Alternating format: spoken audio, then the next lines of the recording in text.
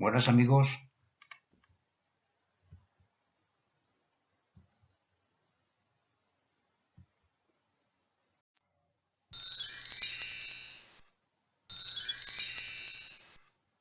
Vamos a estudiar hoy la continuidad y derivabilidad de una función. Aquí estamos.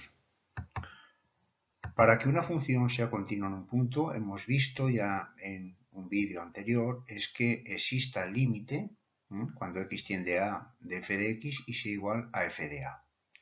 Bien, eso es para que sea continua. Ahora bien, para que sea derivable, primero tiene que ser continua para ese valor y segundo, la derivada por la derecha tiene que ser igual a la derivada por la izquierda para ese valor.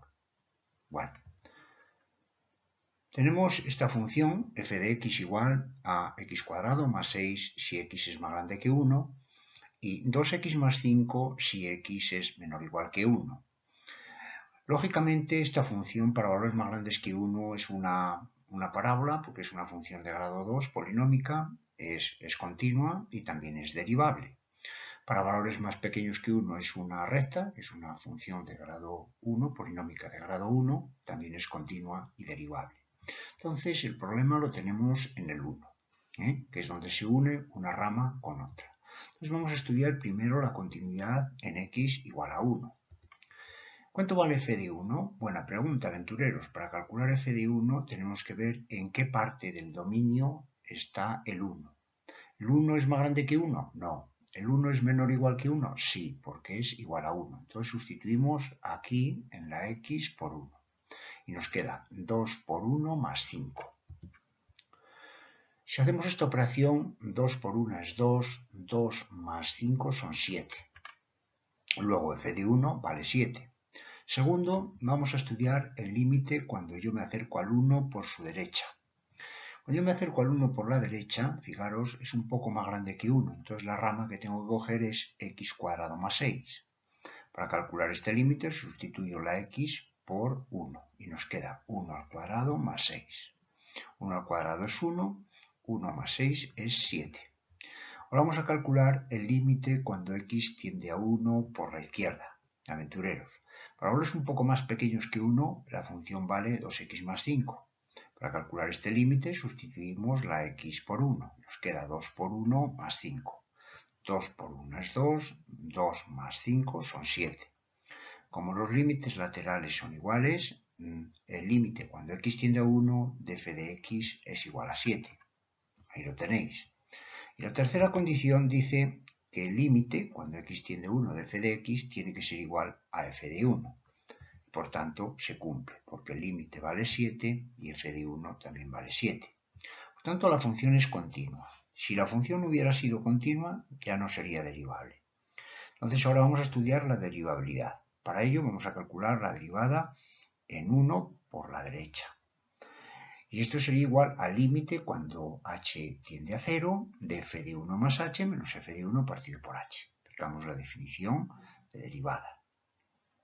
Fijaros que f de 1 más h es un valor un poco más grande que 1. Y para valores un poco más grandes que 1, la función f de x es x cuadrado más 6.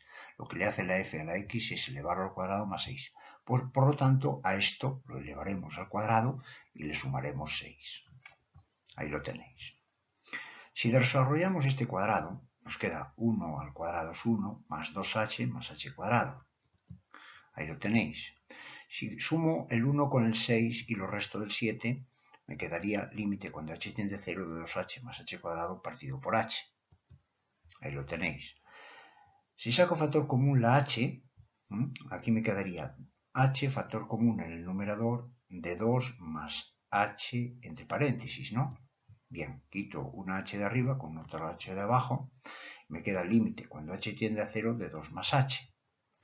Cuando h tiende a 0, si lo sustituimos aquí, nos quedaría el límite 2. Ahora vamos a calcular la derivada en el 1 por su izquierda.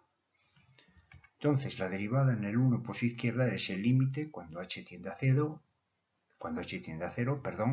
de f de 1 menos h menos f de 1 partido por menos h. Ahí lo tenéis.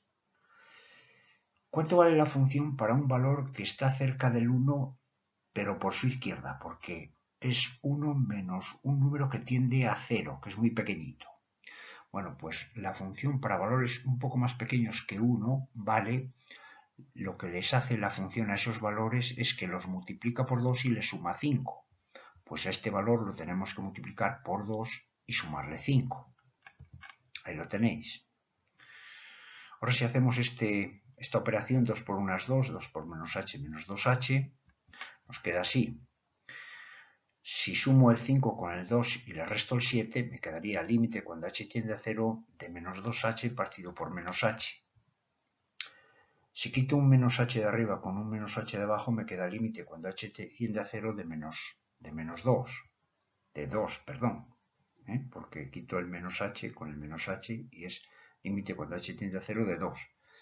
El límite cuando h tiende a 0 de una constante es ella misma.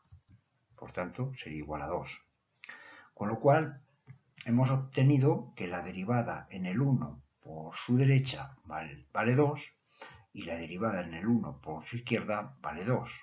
Por tanto, la condición necesaria y suficiente para que exista la derivada para un valor es que existan las derivadas laterales y sean iguales. En este caso, las derivadas laterales existen y son iguales, por tanto la función es derivable en x igual a 1.